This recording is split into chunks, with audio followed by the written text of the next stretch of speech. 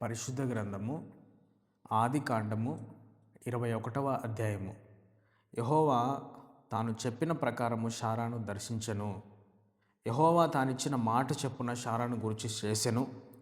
ఎట్లనగా దేవుడు అబ్రహాముతో చెప్పిన నిర్ణయ కాలములో శారా గర్భవతి అయి అతని ముసలితనమందు అతని కుమారుని కనెను. అప్పుడు అబ్రహాము తనకు పుట్టినవాడును తనకు శారా కనినవాడునైన తన కుమారునికి ఇస్సాకు అని పేరు పెట్టెను. మరియు దేవుడు అబ్రహాముకు ఆజ్ఞాపించిన ప్రకారం అతడు 8 దినముల వాడైన ఇస్సాకు అను తన కుమారునికి సున్నతి చేసెను. అబ్రహాము కుమారుడైన ఇస్సాకు అతనికి పుట్టినప్పుడు అతడు 100 ఏండ్లవాడు. అప్పుడు శారా, దేవుడు నాకు నవ్వు కలుగు చేసెను, వినువారెల్లా నా విషయమై నవ్వుదురనెను. మరియు శారా పిల్లలకు స్తన్యమిచ్చునని ఎవరు అబ్రహాముతో చెప్పును, నేను అతని ముసలితనమందు కుమారుని కంటిని కదా అనెను. ఆ పిల్లవాడు పెరిగి పాలు విడిచెను. ఇస్సాకు పాలు విడిచిన దినమందు అబ్రహాము గొప్ప విందు చేసెను. అప్పుడు అబ్రహామునకు ఐగుప్తియురాలైన హాగరు కనిన కుమారుడు పరిహసించుట శారా చూచి, ఈ దాసిని దీని కుమారుడిని వెళ్ళగొట్టుము, ఈ దాసి కుమారుడు నా కుమారుడైన ఇస్సాకుతో వారసుడై ఉండడని అబ్రహాముతో అనెను. అతని కుమారుని బట్టి ఆ మాట అబ్రహామునకు మిక్కిలి దుఃఖము కలుగజేసెను. అయితే దేవుడు, ఈ చిన్నవాన్ని బట్టియు నీ దాసిని బట్టియు నీవు దుఃఖపడవద్దు, శారా నీతో చెప్పు ప్రతి విషయంలో ఆమె మాట వినుము, ఇస్సాకు వలన అనున్నదియే నీ సంతానం అనబడును. అయినను ఈ దాసి కుమారుడును నీ సంతానమే గనుక అతన్ని కూడా ఒక జనముగా చేసేదనని అబ్రహాముతో చెప్పెను. కాబట్టి తెల్లవారినప్పుడు అబ్రహాము లేచి ఆహారమును నీళ్ల తిత్తిని తీసుకొని ఆ పిల్లవానితో కూడా హాగరును అప్పగించి ఆమె భుజం మీద వాటిని పెట్టి ఆమెను పంపివేసెను. ఆమె వెళ్ళి బేర్షెబా అరణ్యములో ఇటు అటు తిరుగుచుండెను. ఆ తిత్తులోని నీళ్లు అయిపోయిన తరువాత ఆమె ఒక పొద క్రింద ఆ చిన్నవాణ్ణి పడవేసి, ఈ పిల్లవాడిని చావు నేను చూడలేనని అనుకుని వింటివేత దూరం వెళ్ళి అతనికి ఎదురుగా కూర్చుండెను. ఆమె ఎదురుగా కూర్చుండి ఎలుగెత్తి ఏడ్చెను. దేవుడు ఆ చిన్నవాని మొరను వినెను.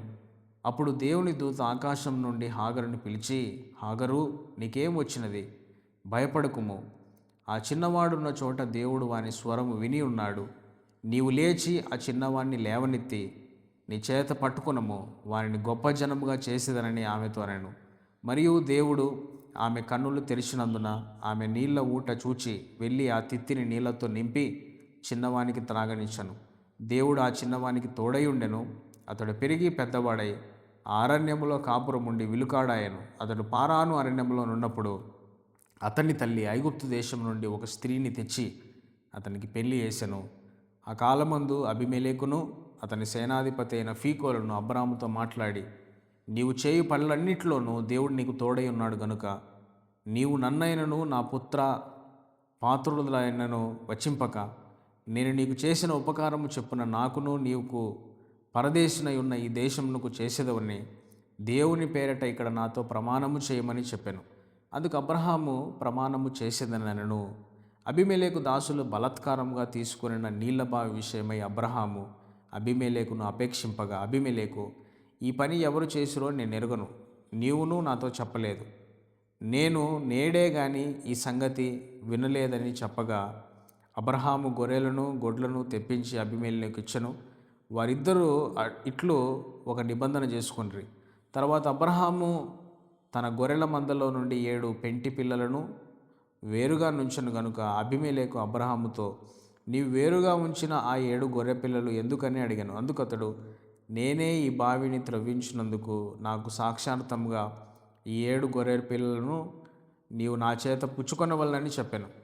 అక్కడ వారిద్దరూ అట్లు ప్రమాణము చేసుకునేందున ఆ చోటు బేర్షెబా అనబడెను. బేర్షెబాలో వారు అలాగూ ఒక నిబంధన చేసుకున్న తర్వాత అబీమెలెకు లేచి తన సేనాధిపతి అయిన ఫీకోలుతో ఫిలిష్తీయుల దేశమునకు తిరిగి వెళ్ళెను. అబ్రహాము బేర్షెబాలో ఒక పిచ్చుల వృక్షము నాటి అక్కడ నిత్య దేవుడైన యెహోవా పేరట ప్రార్థన చేసెను. అబ్రహాము ఫిలిష్తీయుల దేశములో అనేక దినములు పరదేశిగా ఉండెను. Thank you for watching.